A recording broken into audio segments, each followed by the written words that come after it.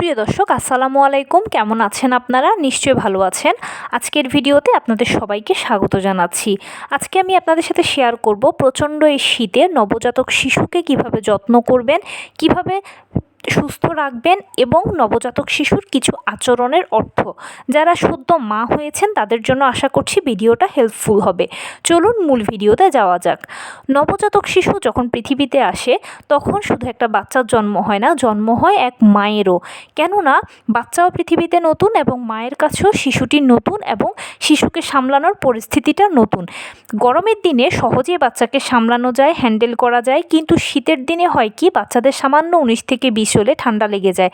আর বাচ্চাদের, বিশেষ করে নবজাতক শিশুর ঠান্ডাটা এতটাই ডেঞ্জারাস হয় যে এটা খুব অল্প সময়ের মধ্যে নিউমোনিয়ায় পৌঁছে যায়।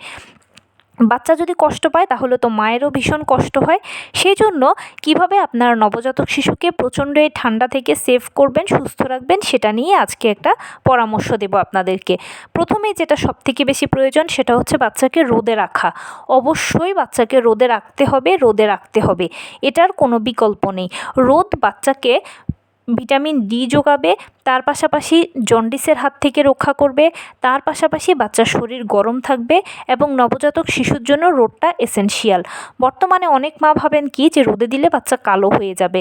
বাচ্চার যা রং সেটা বড় হলে অটোমেটিক হবে। বাচ্চা যদি ফর্সা হওয়ার হয় তাহলেও সে অটোমেটিক ফর্সা হবে, বাচ্চা যদি শ্যামলা বর্ণের হয় তাহলেও সে শ্যামলা বর্ণেরই হবে। কিন্তু অবশ্যই এখন নবজাতক অবস্থায় তাকে আপনার রোদে দিতে হবে। মিনিমাম 1 মাস তো আপনি তাকে রোদে দিতেই হবে। তারপরে 2-3 মাস এই সময়গুলো থেকে আপনি যদি আস্তে আস্তে রোদে দেন বা অল্প অল্প করে রোদে রাখেন বা একটা নির্দিষ্ট সময় মতো রোদে রাখেন তাহলেও হবে। কিন্তু নবজাতক অবস্থায় বাচ্চাকে অবশ্যই রোদে দিতে হয়। কেননা এত ছোট বাচ্চাদের জন্ডিসে হওয়ার একটা প্রবণতা থাকে।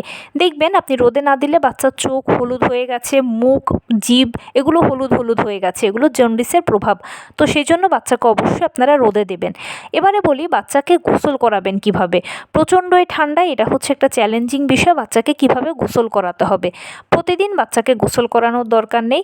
আপনি বাচ্চাকে 1 দিন বা 2 দিন পর পর গোসল করাবেন, তবে 10টা থেকে 11টার মধ্যে গোসল করাবেন। কুসুম গরম পানি দিয়ে গোসল করাবেন।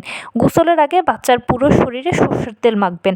অনেকে একটা জিনিস কনফিউশনে থাকে যে বাচ্চার শরীরে কি সরষের তেল মাখবো না অলিভ অয়েল মাখবো। যদি বাচ্চার শরীরে আপনি খাঁটি সরষের তেলটা মাখতে পারেন তাহলে সবথেকে বেস্ট হয়। আর বাজারে কিনতে পাওয়া যে কোনো ব্র্যান্ডের সরষের তেল মাখলেই হবে। বাচ্চাদের জন্য সরষের তেলটা হচ্ছে সবচেয়ে বেস্ট। এর ঝাঁঝালো গুণ আপনার বাচ্চাকে সুরক্ষিত রাখবে, এর অ্যান্টিফাঙ্গাল গুণ আপনার বাচ্চাকে ফাঙ্গাল ইনফেকশনের হাত থেকে রক্ষা করবে। তাই অবশ্যই আপনার বাচ্চার ত্বকের যত্নে বা গোসলের আগে সরষের তেল মাস্ট। নবজাতক শিশুকে আপনার সরষের তেল ব্যবহার করতেই হবে। মিনিমাম 1 মাস জন্মের পরে আপনি সরষের তেল মাখিয়ে গোসল করান, তার পরবর্তীতে আপনি আপনার মতো করে গোসল করাতে পারবেন, সমস্যা নেই। এর মধ্যে সে স্যুট করবে সব কিছুকে।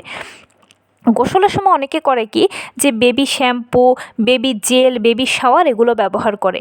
এগুলো ব্যবহার করাটা এই শীতের মধ্যে এসেনশিয়াল নয়। এসেনশিয়াল হচ্ছে আপনার বাচ্চাকে সুস্থ রাখা। সেজন্য যখন গোসল করাবেন তখন সরষের তেল মেখে স্রেফ আপনারা ওর গায়ে 2-1 কোষ পানি দিয়ে তারপর ওকে তুলে ফেলবেন, যত দ্রুত সম্ভব শরীরটা মুছিয়ে দেবেন।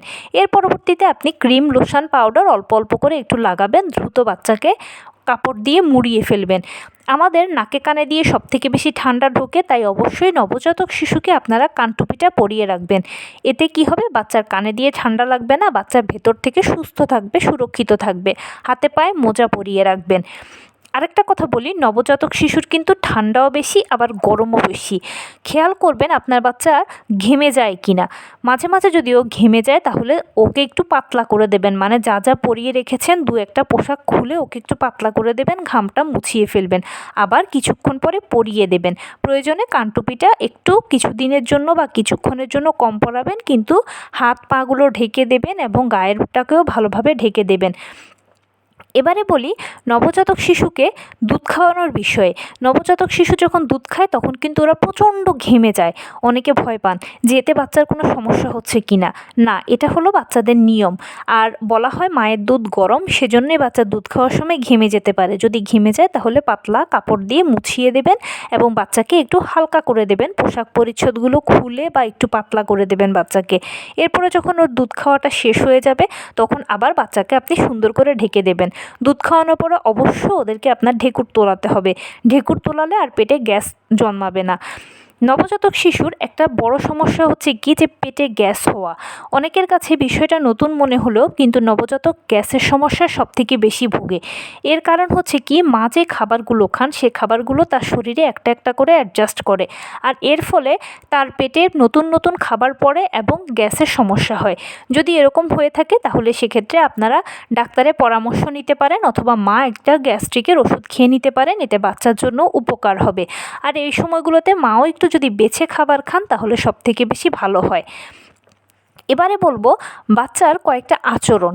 বাচ্চার আচরণ হচ্ছে, বাচ্চা যখন স্বাভাবিকভাবে দেখবেন যে কান্নাকাটি করছে, জিভ বের করছে, তখন বুঝবেন যে বাচ্চার খিদে পেয়েছে তাই কান্নাকাটি করছে। বাচ্চা যখন দেখবেন যে একটু অস্বাভাবিক কান্না করছে, মানে একটু মুচড়িয়ে কান্না করছে বা একটু কান্না করছে থামছে আবার কাঁদছে আবার থামছে, তখন বুঝবেন যে পেটের সমস্যার জন্য বা গ্যাসের সমস্যার জন্য এরকমটা হচ্ছে। অথবা বাচ্চার অন্য কোনো অস্বাভাবিক কিছু হচ্ছে বা অসুস্থ ফিল করছে, সেজন্যই বাচ্চার এরকম হচ্ছে। আরেকটা কথা কি, যেহেতু এখন শীত অনেক বেশি পড়েছে, অনেকে রুম হিটার ব্যবহার করেন। রুম হিটার ব্যবহার করতে পারেন, তবে এটা অতিরিক্ত ব্যবহার করবেন না। এতে বাচ্চার কোমল ত্বকটা ড্রাই হয়ে যায়। বাচ্চাদের ত্বকের যত্নে আপনারা ভালো ব্র্যান্ডের ময়শ্চারাইজার ব্যবহার করবেন। কিছুক্ষণ পর পর বাচ্চাদেরকে যখন আপনারা ময়শ্চারাইজারটা অ্যাপ্লাই করিয়ে দেবেন, তখন তার ত্বকটা আর ড্রাই হবে না। মাও নিজেকে গরম রাখার চেষ্টা করবেন, মায়ের থেকেও বাচ্চার ঠান্ডা লাগতে পারে। তাই মাও সবসময় কান ঢেকে রাখবেন, হাতে পায়ে মোজা পরে থাকবেন, জুতা পরে থাকবেন, আর সোয়েটার শাল এগুলো তো পরে থাকবেন। মা যে খাবার খাবেন একটু কুসুম গরম গরম খাবেন, এতে বাচ্চার জন্য ভালো হবে এটা। বাচ্চাদের এ সময় অনেকের নাক বন্ধ হওয়ার সমস্যা থাকে, এই ক্ষেত্রে আপনারা সর্ষের তেল ব্যবহার করতে পারেন।